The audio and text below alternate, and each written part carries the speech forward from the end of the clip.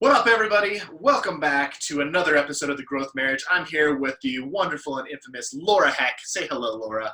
Well, hello there, Nate, and how are you today? Oh, wow. Is that your way of telling me I'm using my radio voice? Yes, you are. Okay. I'm stoked to be here with you. So we've done a couple of episodes together, the last couple episodes. In the first episode I did by myself when we talked about, I introduced the concept of the growth formula. So if you guys haven't listened to these episodes, you should go back and listen to them.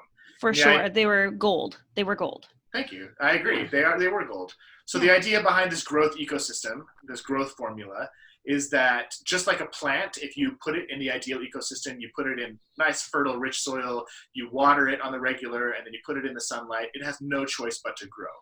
But human beings, we tend to, when we want to become better, we want to change something about ourselves, like maybe lose some weight, or maybe like start a new morning routine. The way that we do it is we typically like grit our teeth, we white knuckle it, we hold on tight, and we just try and will ourselves or force ourselves into change. Yeah. And it isn't sustainable. Most of us burn out after a couple of weeks or a couple of months, and those changes don't become permanent. But if you really want to level up as a human being, if you really want to have an amazing life, institute like brand new habits, and have an incredible marriage, all it takes is to put yourself in the ideal ecosystem for growth. And just like a human or a plant has no choice but to grow when it's in the ideal ecosystem, a human has no choice but to grow when it's in the ideal ecosystem. So the first part of the ecosystem we talked about is the sun, and how just like a plant is constantly striving towards the sun, human beings need a goal to strive for, an ideal, something that's better than where they're at right now to direct their focus. Mm-hmm. And then the second thing that we need is just like a plant needs soil to ground it when storms come along and make sure it doesn't get washed away, and to give it like nutrients and stuff like that so it can grow healthy and strong. Human beings need a sense of community. We need people who will instill values in us that will make us stronger and better people who will stand up for us when things are going wrong or when we're making mistakes, and people who will kind of ground us when the storms of life come around. They're going to be the people who help keep us rooted in our values and in the things that are most important to us so we don't lose our way. And then today we're going to talk about the water part of the ecosystem. Now, the cool thing about water is that water represents life. I remember a couple of months ago, NASA released the first image of water on Mars, and they freaked out. It was like front page headlines. And the reason it was so exciting is because if there's water there, it means they can sustain life. And it reminds me of like, the image of you're walking through a desert and there's like, it's death everywhere you can see. And then all of a sudden off in the distance, you see some plants growing.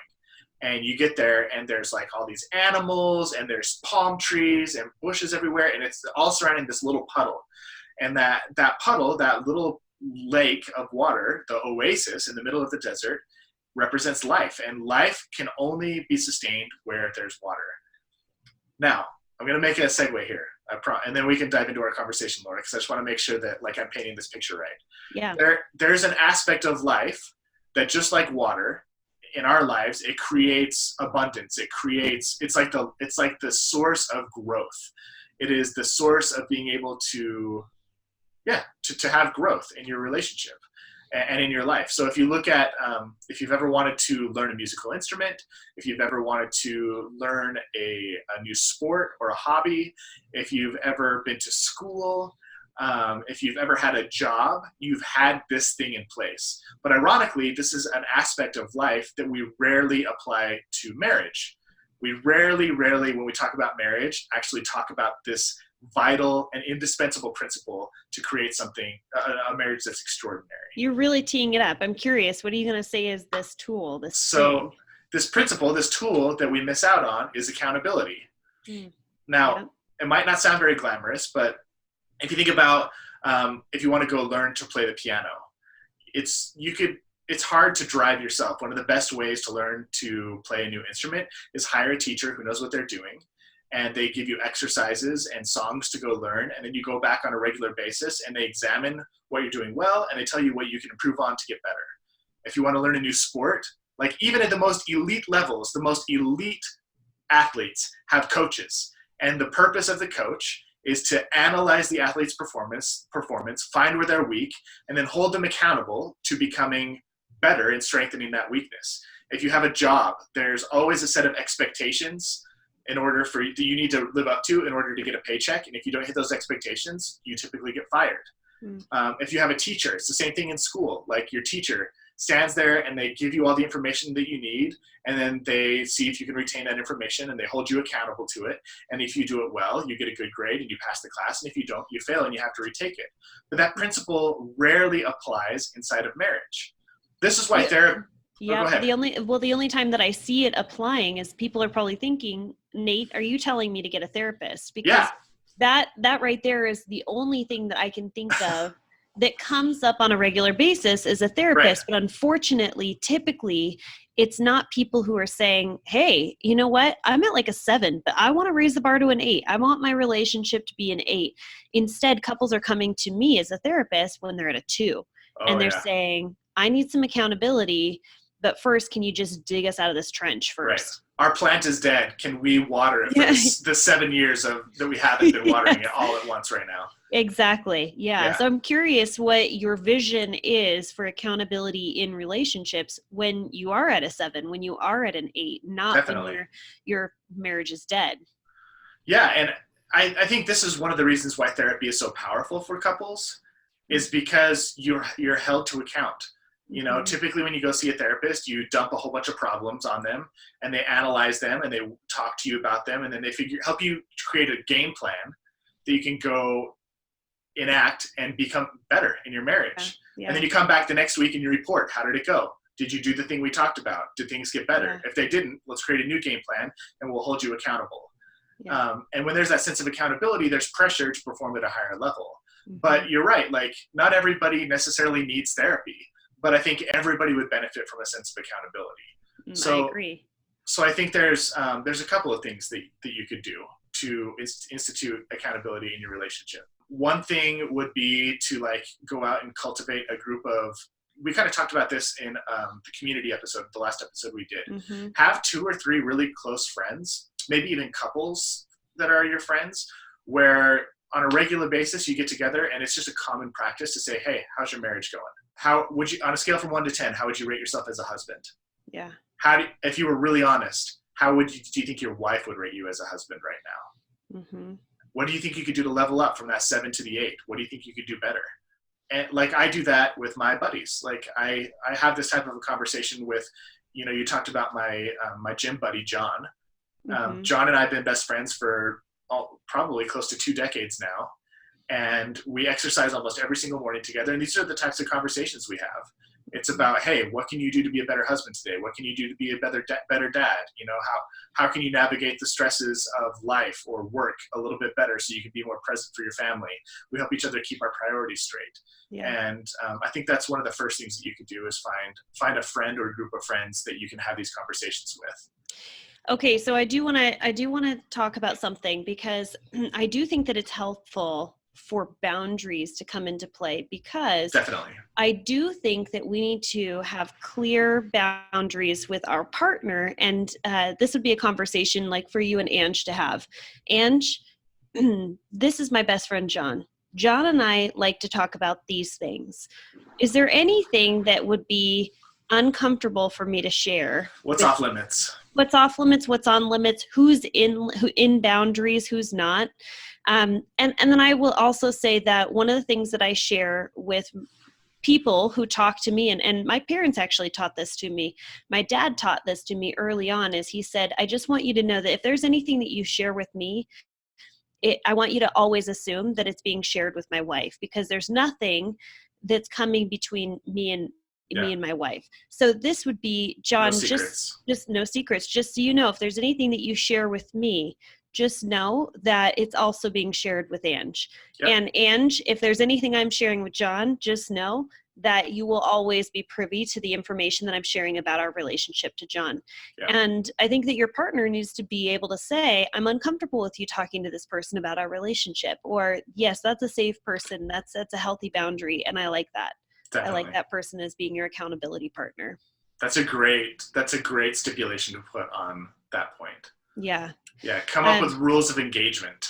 Exactly. So I want to tell a little story to you, because I think you knew a little bit about this, but I was in conversation with about 3 of my girlfriends, and this is a group that we all got together. It's our dinner club. Uh-huh.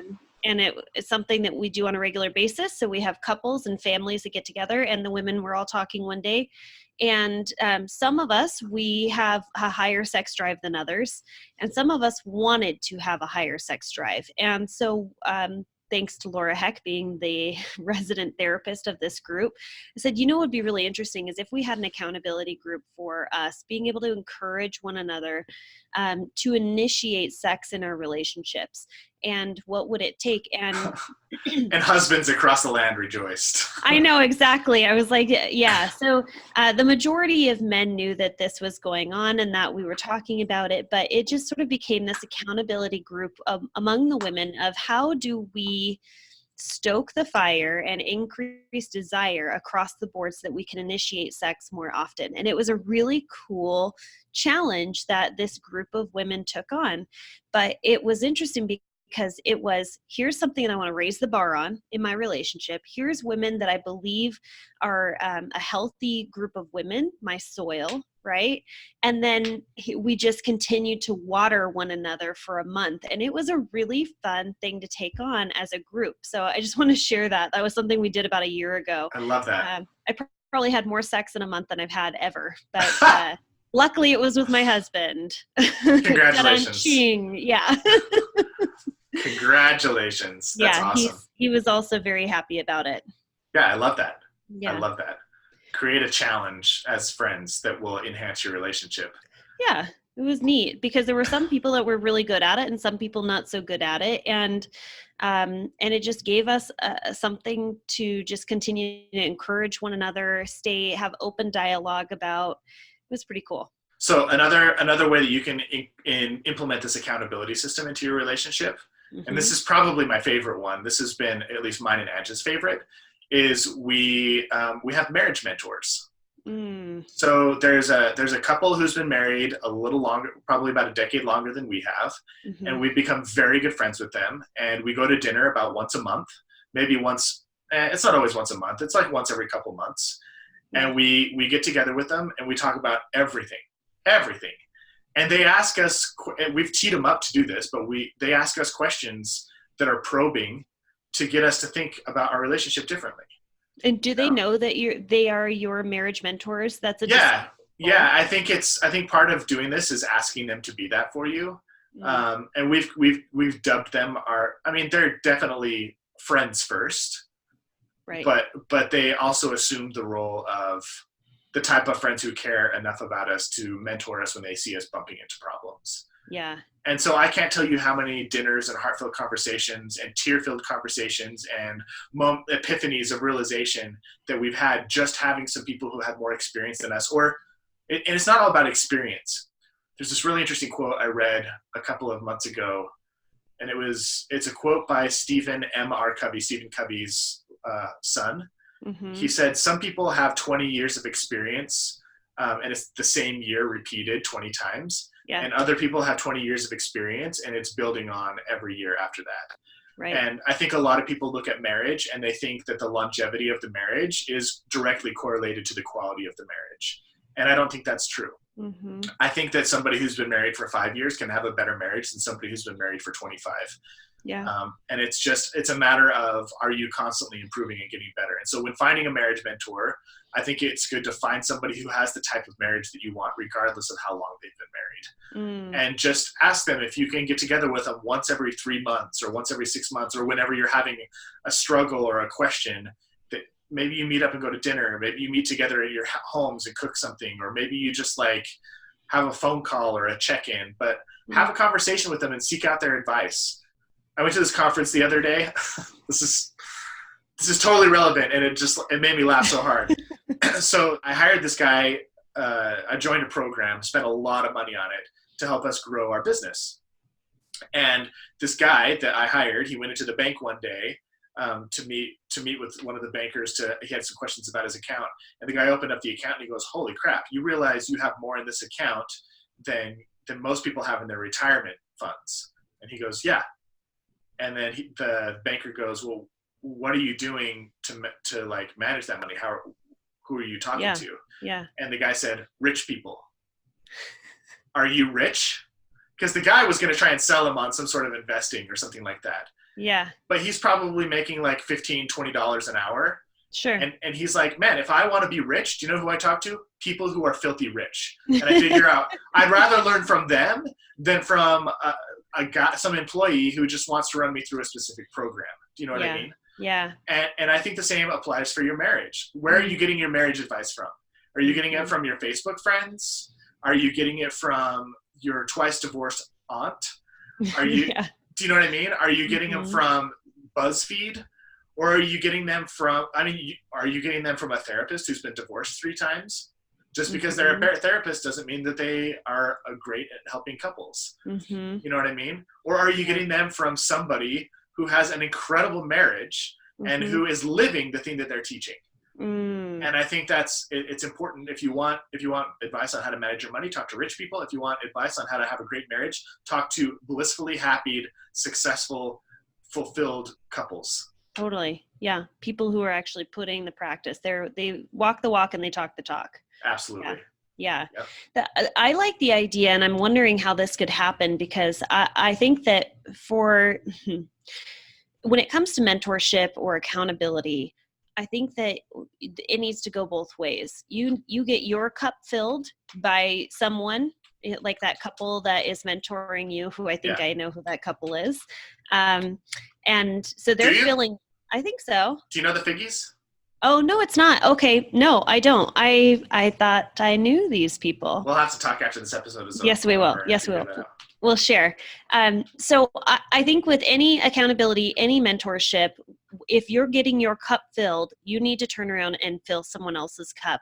One of the best ways to learn is not only to practice what you preach, but continue to preach it to other people. Yeah, and teach it. Teach it. If there's something that, like, I know that as a therapist, better therapist, because I teach, because not only am I working one-on-one with couples, but I'm on a stage and I'm repeating the things, and I'm finding new ways to take difficult, in-depth conversations, concepts, and turn them into something that can be bite-sized, tangible, applicable toward any audience. And so if you are someone who's looking for a mentor, I want for you to be thinking, how can I also share this with someone who might be 5 years from where I'm at right now, who might be going through something? If you have a 3-year-old and you have a couple in mind and you're thinking, man, they're pregnant, and I could give them just a little bit of advice to overcome some hurdles, and I could help mentor them, hold them accountable to some things that I know they're going to go through in the next 3 years, then mentor them. Fill your cup up, and then fill somebody else's cup up. Absolutely. I love that. Yeah. There's nothing more fulfilling than that, than helping other people. Absolutely. Yeah. And not only that, but if you become a teacher of other people, then you hold yourself accountable. Yeah. We teach this in the 7 principles, but there was a moment where I was teaching a very specific principle, and it was on saying yes to your partner. Yeah. And I've told this story that this was a principle that I felt like an absolute fraud teaching, because my mouth was moving. I was saying all the right things, but in my heart, I knew that I was not living that principle. And so I held myself accountable, because here I am mentoring, sharing, teaching other people, and yet at the same time was not holding myself accountable. And so I just tell the story. You tell it? Story. Yeah. When I married my husband, he would come to me with all sorts of wants, wishes, desires. The one that kept coming up was, babe, I really want to go snowboarding with my buddies. Every year his buddies would take, these are his college buddies, they would take this epic adventure to some of the most amazing mountains to go heli skiing.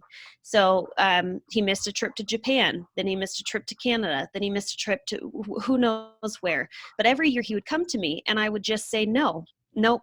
I have all these reasons why you shouldn't go. Why are you even bothering to ask? It's too much money, too much time away from work. It's not fair. I don't get to go with you. And I'm up on this stage teaching everybody in the audience why, when your partner has a request, a want, wish, or desire, your knee-jerk reaction should be say yes first.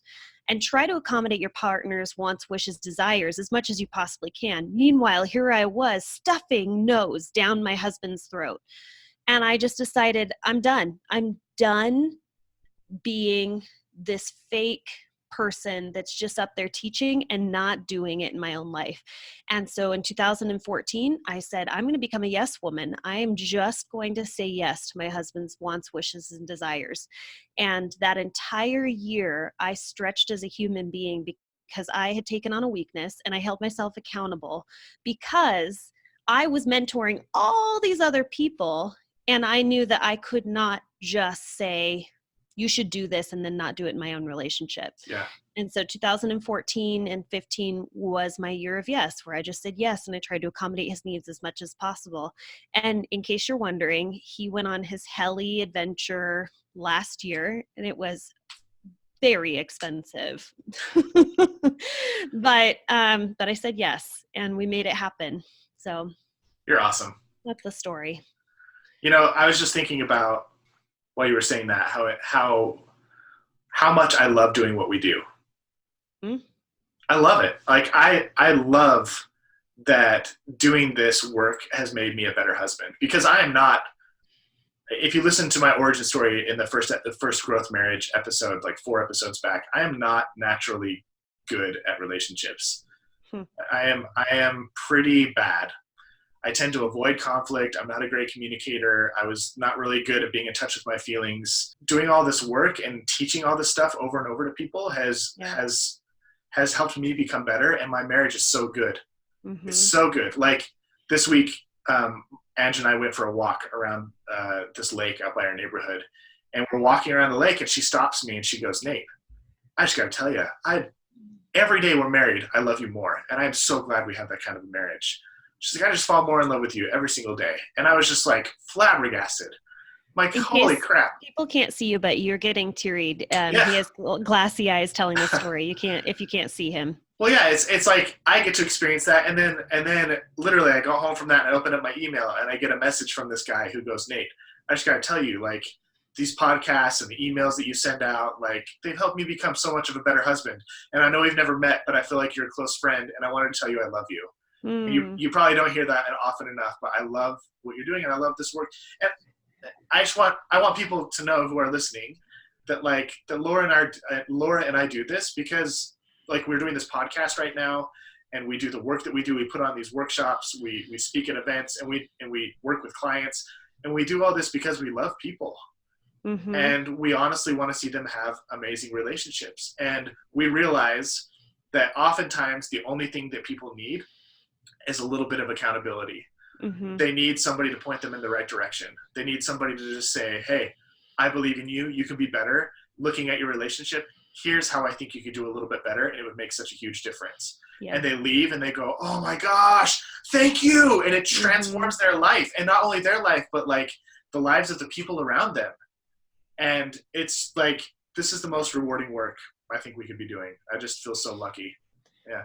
It's pretty awesome to be able to have found your passion and find a way to reach the masses. Yeah. It's incredibly rewarding to make a difference in 1 or 2 people's lives. Like the people that you're pouring into, your workout buddy, and being John's accountability partner. Yeah. When it comes to his marriage, that's incredible, but that's not good enough for us. We want to touch as many people's lives as possible. And so doing the work we do, it's spreading it to the masses. Absolutely. Yeah. So speaking of which, there's one other way that I can think of without going to like therapy to implement this accountability principle so that you can accelerate your growth inside your relationship. And that's to work to hire somebody, like to spend money, not necessarily on therapy, but to invest in an activity or an experience or like I've been to men's retreats that were amazing. Mm-hmm. I've like joined online programs that were amazing, and they accelerate my growth because there's somebody there to guide me. Yeah. And that's the principle that I'm excited to introduce to the wives that are listening right now. We're going to give a lot more information away in the next episode, but just so you know, Laura and I have been working tirelessly on a really, really cool, we're calling it an experiment. Mm-hmm. We want wives to do 30 days of experimenting in their relationship to see if they test a couple of different things, what kind of transformation happens. And so we built out this experiment based on the growth ecosystem. We've got the ideal to strive for. We're going to set a specific ideal throughout the month of January, something that is a little bit beyond where you're at right now. We're going to give you a sense of community. We're going to have a private Facebook group that we're going to be in every single day, teaching lessons, asking people to do their experiments and report on the results. And then we're also going to have a system of accountability, that consistent, like you can't water a plant. If we're using the water analogy, you can't water a plant one day, a year's worth of water, and expect that plant to grow. Just and to stay alive for the next year. Yeah, exactly. And the same thing is true in your marriage. Like, you're going to need consistent watering, and throughout the month of January, we're going to be your supply of accountability. We're going to be the person who checks back in and says, hey, are you doing the thing that you said you were going to do to make sure that this experiment pans out the way that you want it to? Are you staying checked in, or are you checking out? Are you investing in the way that you want to invest? Are you showing up the way you want to show up? And having that sense of accountability, where, like, the shame-free accountability, where we're not going to beat up on you if you fall through the cracks a little bit, it can be inspiring, and it can help you accelerate your growth in a way that you can't get anywhere else. Yeah. So. Yeah. And if I can say something, please, you can always say something. I oftentimes feel like people just feel stuck, right? They don't know what direction to move, or maybe they have an idea of the direction that they want to move, but they just need a big push. They need some wind in their sails. And if we can just push you and move you and get some momentum behind you for a month, imagine the momentum that you can have moving forward into the rest of the year if we just give you that big push. Your arms look great, by the way. Thanks. Yeah. You guys, 2020, year of love. Let's start it off in January with the best month ever of your entire relationship. You'll go into February with Valentine's Day, like, more in love with your partner than you've ever been. And that sets you up to have the best year of your marriage ever. That's our goal. Yeah. That's our goal. So we'll tell you more about that in the next episode. I hope you're excited. And if you don't want to participate, or you're a husband and you can't participate, that's totally fine. These principles that we're teaching will apply regardless. So I hope that you pick an ideal to strive for, communicate it with your partner, create that shared vision, find a community, find people who support you in your dreams and your goals that make you want to be better, and then find a system of accountability. Find somebody who can hold you accountable to implementing those things that you need to implement to get where you want to go, to help you accomplish that ideal. Do those three things, and the growth comes without having to white knuckle and grit your teeth and be like, oh, I've got to do it, I'm going to do it. It's not an endurance game. It's a thing that just happens automatically. It's really cool. I'm so pumped for the next episode. We'll drop it on you, get you ready for January. Boom. Talk to you soon. Thank you so much for listening to today's episode. If you've listened to the last couple of episodes, you know that Laura and I are collaborating together on this new project called the Epic Wives Experiment. And honestly, I have never been more excited about a project that we're working on. It is so exciting, and we're in the middle of putting the finishing touches on the program right now, and we're really, really excited to give you all the details, but it's still top secret. So if you want to be the first person to get in the know, to get the details when we are ready to launch, go to epicwivesexperiment.com. It's for wives only, and type in your name and email address, and we'll send you details as soon as they're available.